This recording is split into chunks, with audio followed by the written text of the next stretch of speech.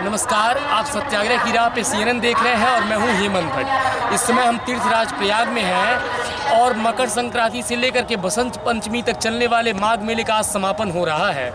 आज जोशीमठ से आए हुए निश्चलानंद शंकराचार्य प्रभु का प्रवचन भी हो रहा था और 7वां हिंदू राष्ट्र अधिवेशन जो है वो उनका 5 बजे से आपको देखने को मिलेगा।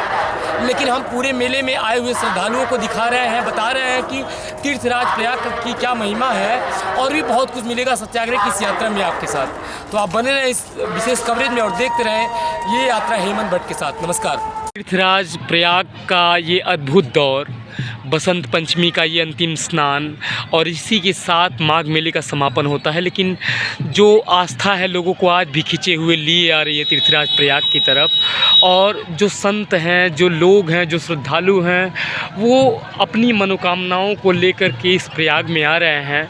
ईश्वर और सनातन धर्म, लोगों की आस्था और जिस प्रकार का ये कल्पांत से जो संसार चलता हुआ आ रहा है, उन सारे दृश्यों को देख करके, अनुमान लगा करके, अनुभव करके ये महसूस होता है कि जीवन में चाहे हम कितने भी विकसित क्यों न हों, लेकिन जीवन का जो अस्तित्व है, उसकी उत्पत्ति कहाँ से हुई है, इसका रहस्य जानने के लिए हमको अनुभव से ही अपने जीवन को जीना होगा। और उसी की तलाश में हम तीर्थराज प्रयाग में आपको ये अद्भुत दृश्य दिखा रहे हैं। तीर्थराज प्रयाग और माँ गंगा के सानिध्य में आए हुए लाखों श्रद्धालु माघ मेले में चल रहे ये जो 1 महीने का स्नान है उसका समापन का दिवस है। और बसंत पंचमी के इस स्नान के साथ ही माघ मेले का समापन होता है। पूरे देश से आए हुए संतों का जो समागम तीर्थराज प्रयाग के इस दौर में हम आपको दिखा रहे हैं। हम प्रयास कर रहे हैं कि इन साइबेरियन पक्षियों को आप देख के जान पाएँ कि हज़ारों किलोमीटर दूर से दूसरे देशों से प्रवासी पक्षी जो है वो इस समागम में स्नान करने के लिए इस तीर्थ में आते हैं। आप सभी बने रहें इस सत्याग्रह की यात्रा के साथ और देखें ये एक्सक्लूसिव रिपोर्ट तीर्थराज प्रयाग के इस माघ मेले से। नमस्कार।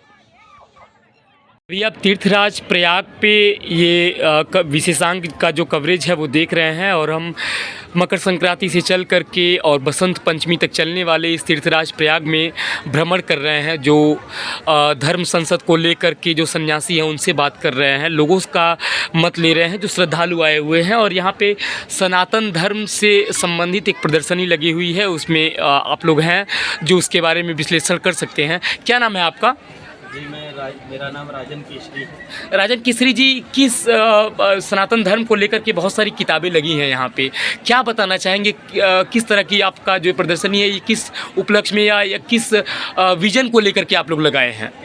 ये जो प्रदर्शनी है ये सनातन संस्था के द्वारा यहाँ पर लगाई गई है जी। इस प्रदर्शनी में हमारे सनातन धर्म की महानता को बताने वाला जो अमूल्य ज्ञान है इस ग्रंथों के माध्यम से शास्त्र के अनुसार बताने का प्रयास किया जा रहा है।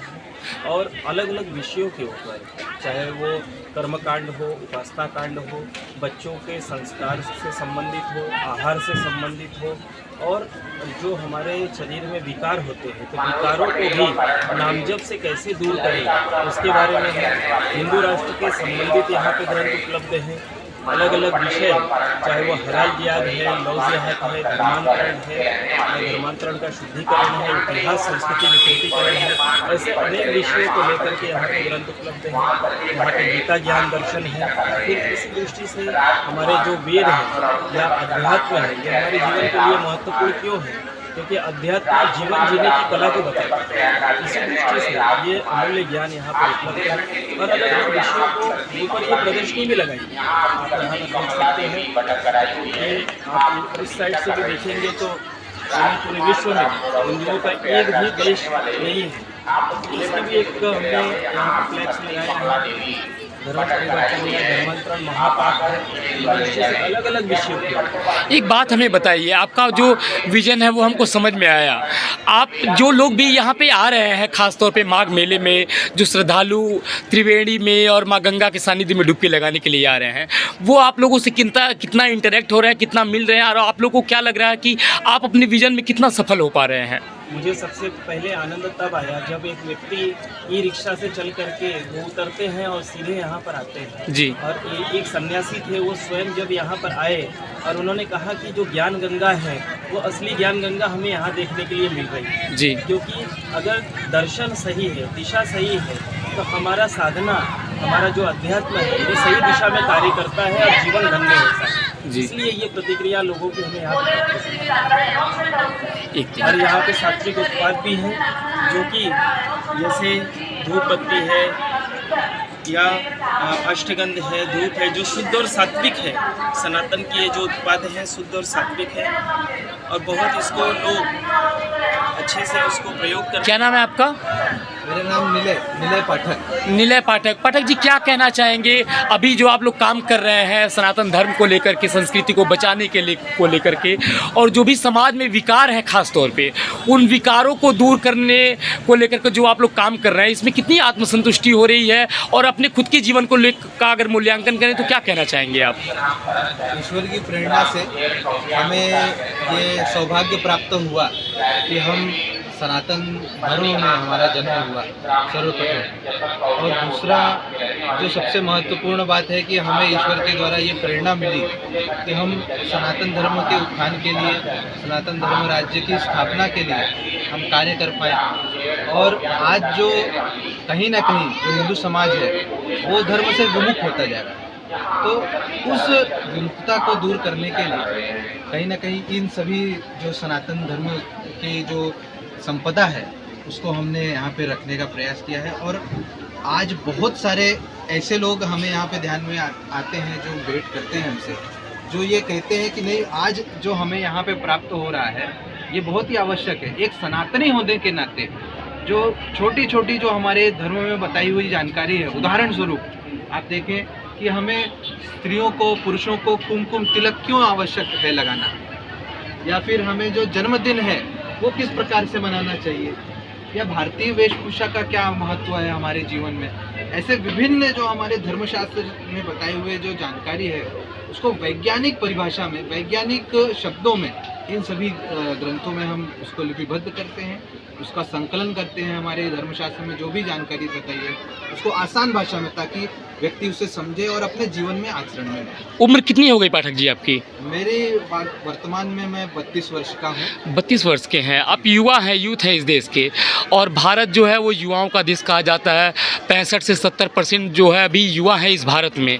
युवाओं के लिए क्या कहना चाहेंगे कि उनको अपने जीवन में क्या ऐसा नहीं करना चाहिए जिसकी वजह से उनके जीवन में प्रॉब्लम न खड़ी हो जाए या उनका जो जीवन है उनके लिए समस्या ना उत्पन्न करे? मैं आपसे बहुत बहुत आभारी हूँ आपका क्योंकि आपने ये प्रश्न पूछा। और आज का जो युवा है, आज का जो दिनांक है वो 14 फरवरी है जी, जिस दिन आज संपूर्ण भारत में जो हमारा आज का युवा है वो इतने गलत दिशा में जा रहा है, इतना पथभ्रष्ट हो चुका है। आज लोग वैलेंटाइन डे मनाते हैं, जो युवा है वो वैलेंटाइन डे मनाते हैं, और मुझे बताते हुए बड़ा दुख हो रहा है कि संपूर्ण विश्व में सबसे ज़्यादा निरोध अगर कहीं बिकते हैं तो वो भारत में बिकते हैं आज के दिन। ये जो निरोध कंपनियां हैं उनके द्वारा सर्वे प्रकाशित किया गया।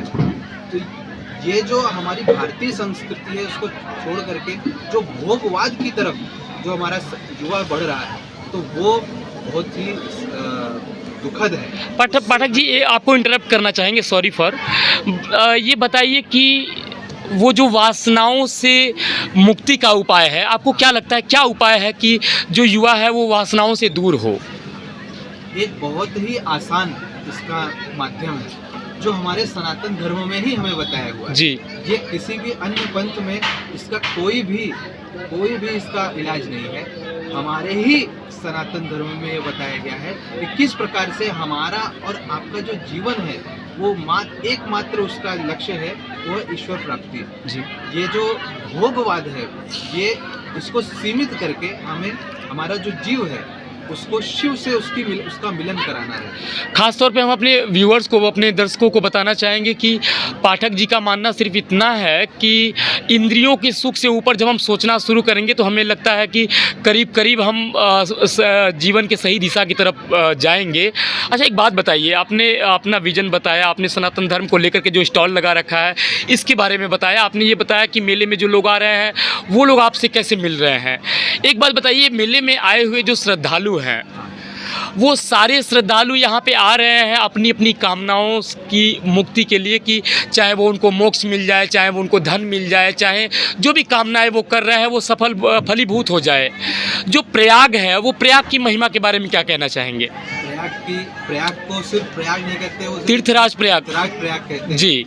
और यहाँ की जो महिमा है वो अपने आप में, हम जिस अभी गंगा जी की गोद में ही बैठे हुए हैं, ये गंगा जी की इवेंट है जिसके जहाँ पे गंगा जी ही बहती हैं, और जहाँ पे जो प्रयाग में ये सबसे बड़ा सौभाग्य है कि ऐसे भूमि पर हमें आने का मौका मिलता है, प्रतिवर्ष आने का मौका मिलता है। यहाँ पे न जाने कितने तपस्वियों ने अपनी तप किया है, साधना की है, उसका जो चैतन्य है, उसका जो एक औरा है वो इतना प्रखर है, इतना प्रचंड है कि जिस यहाँ पर प्रवेश करते ही लोगों के अंदर जो तामसिकता है वो समाप्त हो जाती है। बहुत बहुत धन्यवाद आपका, थैंक यू इसमें जी। जो अंग्रेज आते हैं बाहर से, पूरे विश्व से, यहाँ पर उसका शोध करने के लिए कि क्या है, जो कि सबसे बड़ा ये जो कार्यक्रम है पूरे विश्व का, ये सबसे बड़ा, इससे बड़ा कार्यक्रम, संसार का सबसे बड़ा इवेंट है ये, सबसे बड़ा इवेंट है, इससे जी। बड़ा इवेंट पूरे विश्व में कहीं नहीं है जी। कि क्या है उसको ढूंढने के लिए यहाँ पर लोग,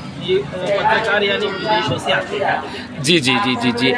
अभी संसार का ये जो सबसे बड़ा इवेंट है हम आपको तीर्थराज प्रयाग से दिखा रहे हैं, और मकर संक्रांति से शुरू होकर के और बसंत पंचमी तक चलने वाला ये जो माघ मेला है, आज इसका स्नान समाप्त होता है। और सनातन धर्म को समेटे हुए, संस्कृति को समेटे हुए ये तीर्थराज प्रयाग अपने आप में ही बड़ा महात्म्य रखता है, क्योंकि सभी तीर्थों का वास है, इसमें तीर्थों का राजा कहा जाता है ये। और जितने भी बड़े बड़े तपस्वी हुए वो तीर्थराज प्रयाग में आए, खासतौर पे जो महर्षि भरद्वाज हैं उनके आश्रम में प्रभु श्री रामचंद्र भी इसी तीर्थराज प्रयाग में आए। और हमने आपको बार बार ये बात बताई कि जब भरत जी चित्रकूट जा रहे थे भगवान से मिलने के लिए, तो वो भी इसी तीर्थराज प्रयाग में आकर के, और तीर्थराज प्रयाग से ही उन्होंने राम की भक्ति पाई। तो आप ये सनातन संस्कृति का जो विशेषांक है वो तीर्थराज प्रयाग से देख रहे हैं। और हमारी सत्याग्रह की जो ये यात्रा है यूं ही जारी रहेगी। आप बने रहें हमारे साथ और देखते रहें।